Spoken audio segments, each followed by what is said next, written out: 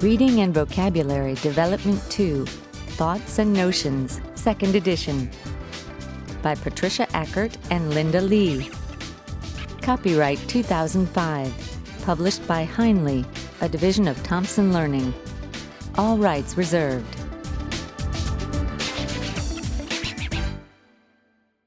Unit 1. Inventions and Inventors.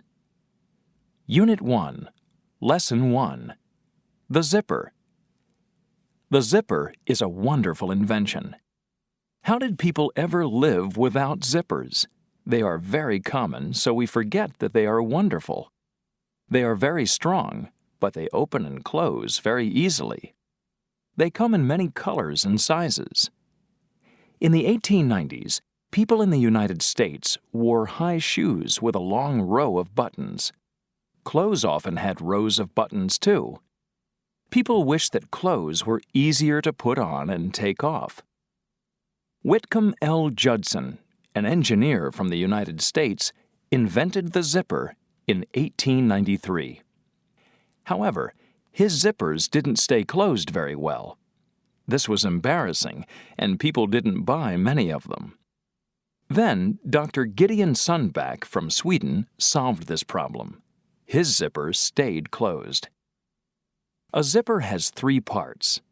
1. There are dozens of metal or plastic hooks, called teeth, in 2 rows. 2. These hooks are fastened to 2 strips of cloth. The cloth strips are flexible. They bend easily. 3.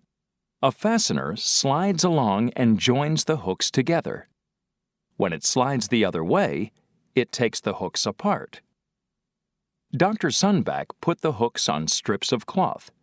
The cloth holds all the hooks in place. They don't come apart very easily. This solved the problem of the first zippers.